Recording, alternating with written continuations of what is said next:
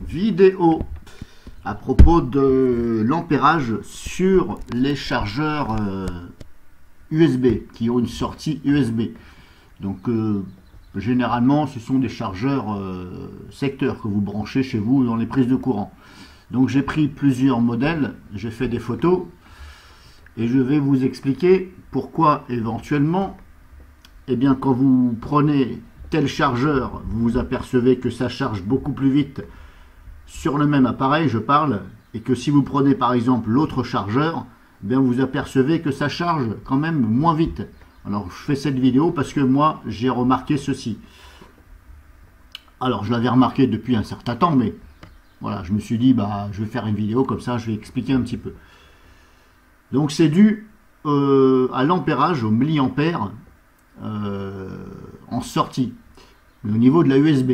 Donc je vais vous expliquer tout ceci. Alors j'avais déjà mis une vidéo en ligne, mais comme je me suis trompé sur les textes que j'ai écrits, j'ai fait du copier-coller, puis j'ai pas fait gaffe que au lieu que ce soit 1 ampère, c'était marqué 1,5 ampère. Donc ça faisait un peu, ça faisait pas très bien, on va dire. Hein. Donc ici, je vous ai tout en photo pour l'instant. Hein. Donc je vous montre une photo que j'ai prise sur différents chargeurs. Il y a un premier chargeur ici que vous voyez là en haut, qui est généralement, on va dire entre parenthèses, généralement donné pour les smartphones, iPhone. On va plutôt dire iPhone reconditionné, puisque en général, si c'est un vrai iPhone, il me semble que ce n'est pas le même type de chargeur. Il me semble qu'ils sont beaucoup plus gros. D'ailleurs, j'en ai un, et comme je ne l'ai pas sur moi, j'ai pas pu le prendre en photo. Donc vous avez un premier chargeur ici, en haut à droite. Ici, c'est une batterie de secours. Bien entendu que vous devez recharger, et c'est transportable. C'est une batterie de secours, donc USB. Donc toujours 5 volts, hein. USB c'est 5 volts. Ici vous en avez un autre. Ça c'est un autre chargeur, pareil, USB, mais qui est original d'un appareil photo Olympus, et qui sort aussi bien sûr du 5 volts par l'USB. On branche sur le courant, ici, et ça sort ici par l'USB, qui est relié le câble ici. Hop, et voilà, on voit bien que là, il y a USB. Et l'arrivée du courant ici, 220, est ici. Si on suit le câble, ici, hop, hop, hop, voilà, ça fait le tour, ça va là, ça revient là, et là, on voit bien que c'est voilà, une fiche 220 volts. Et vous avez un autre type de chargeur ici, qui est à peu près, qui est similaire à peu près à ça, qui équivaut à peu près à ça et à ça, sauf que ça n'a pas la même forme. Donc photo suivante, donc là je vous présente 1, 2, 3, 4, 5 chargeurs. Donc input 220 volts, 220, 230 et output 5 volts continu. Photo suivante, je vous prouve qu'il y a bien l'USB sur cette batterie portable externe. Ici pareil, je fais voir tout simplement que c'est bien USB, parce qu'on ne le voyait pas sur la photo précédente. Là, je vous fais voir une photo de près que j'ai pris. Et là, on voit bien output ici. Donc, input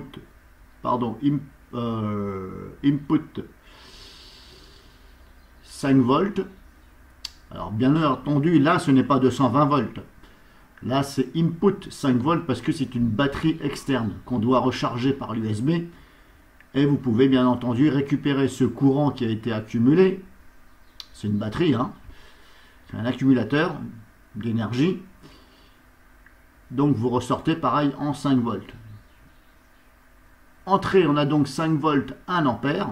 Donc ça, c'est la consommation. On a bien 1 ampère ici en consommation, input. Output, on a 5 volts et 1 ampère. Donc ça sort du 1 ampère maximum en intensité sous 5 volts, je parle toujours sous 5 volts. Donc là, on a 1 ampère pour la batterie externe. Donc là, on retient 1 ampère. Photo suivante, ça, c'est le petit chargeur ici auquel on rentre, on branche chez vous dans les prises de courant, 220 volts. C'est marqué ici, input, 240 volts, voilà, 150 milliampères de consommation. Donc ça ne consomme absolument rien du tout, 150 milliampères. C'est vraiment même pas 1 ampère. 1 ampère équivaut à 1000 milliampères. Et là, en sortie, output, toujours sur 5 volts continu, là, on a 1000 milliampères. Bon, des fois, c'est marqué en milliampères et des fois, c'est marqué en ampères. Bon, il aurait été quand même bien de le marquer en ampères. Parce que là, les gens, 1000 milliampères, ils vont, des fois, les gens, ils vont se dire, voilà, ils ont vite fait de dire des fois 1000 ampères. Non, ce sont des milliampères. C'est comme les kilos de pommes de terre. 1 kilo équivaut à 1000 grammes. C'est exactement la même chose. Quand vous avez 1000 milliampères, ça fait 1 ampère. Donc là, c'est 1 ampère, 1000 milliampères. Donc là, on voit bien que celui-ci sort 1 ampère maximum. Et ça, c'est maximum, hein, bien entendu. Ça sort 1 ampère maximum sous 5 volts. Ça ne va pas pouvoir vous donner plus. Photo suivante. Celui-ci, cerise sur le gâteau, c'est le plus gros. Chargeur officiel Olympus d'appareil photo, c'est marqué ici Olympus. Alors même si la qualité des photos n'est pas terrible, hein, j'ai essayé de faire au mieux. Ici on a bien output, ici c'est marqué, on distingue assez mal. 5 volts ici. Et là on a 500 milliampères.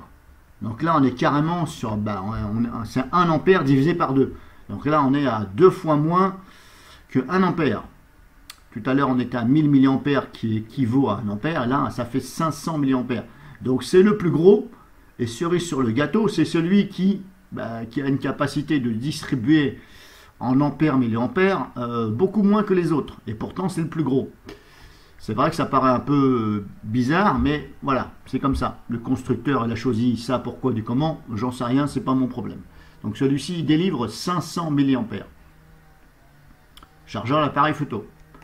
Photo suivante, c'est la même chose, sauf que là, on voit un peu mieux ici, 500 mA, 5 volts, output, Olympus, c'est la même chose. Donc pour l'instant, les gagnants sont les deux autres avant. Celui-ci, c'est le dernier pour l'instant, 500 mA. Là, le Trust qu'on a vu, je crois, avant, il me semble, que je dise pas de bêtises. Oui, on l'a vu. Voilà, donc 1000 mA. C'est parce que les photos, elles sont un peu, je les ai mal classées. Donc là, pareil, 1000 mA. On l'a déjà vu tout à l'heure. Donc, ce qui vaut à 1 ampère. Celui-ci, chargeur généralement donné pour les smartphones iPhone. On va dire ça comme ça. Que, bien entendu, beaucoup de personnes connaissent. Hein, ça vous est familier. Si on prononce bien comme ça, bref. Ici, j'ai photographié, mais c'est écrit tellement petit, et c'est écrit avec un espèce de gris noir qui est pas pétant, si vous voulez. Et le fait que c'est pas vraiment pétant, on voit mal. En tout cas, je vous certifie que c'est bien marqué 1 ampère. Ici, on voit là, juste au-dessus de la flèche de ma souris. C'est pas très... Voilà, j'ai essayé de faire au mieux, mais on voit mal parce que de toute façon, c'est écrit tellement petit. Il a fallu que je prenne une loupe pour avoir confirmation. Et même mon smartphone Samsung n'arrivait pas à faire une photo correcte parce qu'il a fallu que je m'approche assez près. Donc là, c'est 1 ampère. Celui-ci, un autre chargeur, pareil secteur. 220 ici, sortie 5 volts. Et celui-ci... Tadam, le regagnant 1,5 ampères celui-ci, toujours pareil sous 5 volts. Alors vous voyez bien que on a des chargeurs différents malgré leur forme plus ou moins grosse. Eh bien on arrive à un modèle comme ça qui est beaucoup moins gros que le Olympus, mais qui équivaut presque à celui-ci. Au Trust là, que je vous ai fait voir, voilà celui-ci. Hop, voilà celui-ci et celui-ci. Donc celui-ci, c'est celui qui fait un 5. Vous voyez, les deux là sont presque de la même grosseur. Donc je vais me remettre dessus. Voilà, celui-ci, 1,5. Donc le regagnant, au niveau de la puissance et de la rapidité de charge, ce serait celui-ci. Donc grosso modo, qu'est-ce que vous pouvez en conclure? On peut en conclure que celui-ci va charger beaucoup plus vite vos appareils multimédia que vous mettez à recharger, contrairement à celui qui fait 1 ampère et 500 milliampères. Alors certaines personnes ne vont pas me croire. Après, bien entendu, attention, parce que là-dessus il y a un petit hic, tout dépend aussi de ce que du périphérique que vous branchez. Si le périphérique que vous branchez ne consomme que 500 milliampères, le test que vous allez faire sur un qui fait 1 ampère et l'autre, par exemple, si vous le rechargez avec un chargeur de 1 ampère et puis par exemple un de 1,5 ampère sur celui-ci, vous risqueriez de ne pas voir la différence puisque votre appareil que vous rechargez fait moins de la valeur des chargeurs. C'est-à-dire il fait 500 et là un 5 à 5, donc là ça passe comme du petit pain.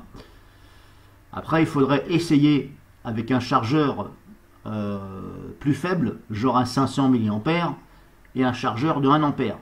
Bien entendu, il faut faire des tests.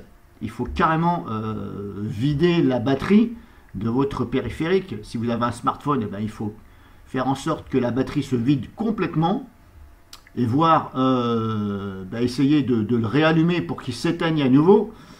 Et là, je vous invite éventuellement, si vous avez envie, faites le test chez vous. Vous prenez 2 chargeurs différents, par exemple, chargeur secteur, je parle, hein. Ne confondez pas avec le brancher sur un ordinateur directement par l'USB. Parce que là, on ne sait pas combien ça fournit et là, votre test ne sera pas crédible. Donc, vous prenez 2 chargeurs différents, un qui fait par exemple 500 mA et un qui fait par exemple 1 ampère. Et vous chronométrez le temps que ça met à charger à 100%. Alors, bien entendu, il va falloir surveiller. Ça, c'est sûr. Éventuellement, ce que vous pouvez faire, pour être sûr et certain, eh bien, si vous avez chez vous de quoi filmer, eh bien, vous filmez. C'est-à-dire, dès l'instant où vous branchez et que ça charge, bien entendu, vous filmez avec ce que vous voulez avant et vous laissez tourner la caméra, ou etc., ou le caméscope, etc. Et vous repassez donc cette vidéo et vous regardez. Et là, c'est sûr que ce sera réel puisque vous allez voir exactement le temps. Donc vous faites un test, éventuellement, et vous regardez, comme ça éventuellement, vous allez peut-être voir si c'est réel ou pas. Alors moi-même, je vais le faire dans une autre vidéo. Cette première vidéo, c'était simplement pour vous expliquer que ne vous étonnez pas si des fois vous apercevez que tiens, ça charge beaucoup moins vite.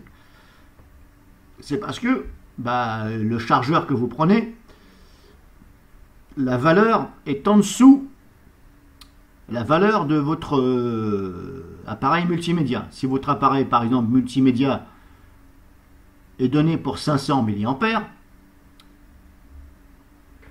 ou plutôt 1 ampère, on va prendre l'exemple sur 1 ampère, hein, ce sera peut-être mieux.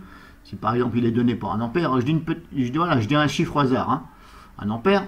Si vous prenez bien entendu un chargeur qui est capable de distribuer que 500 mA, eh bien il ne faut pas vous étonner si le temps est plus long à charger, contrairement à 1 ampère.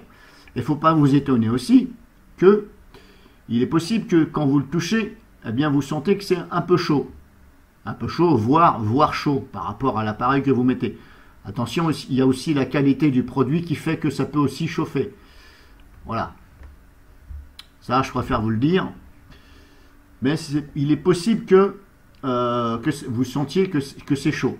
C'est parce que justement, il n'est pas assez puissant par rapport à ce que vous branchez. Parce que ce que vous branchez, lui, il consomme. Lui, il demande. Mais comme l'appareil, le chargeur n'arrive pas à fournir, eh bien ça chauffe. Et ça peut l'endommager.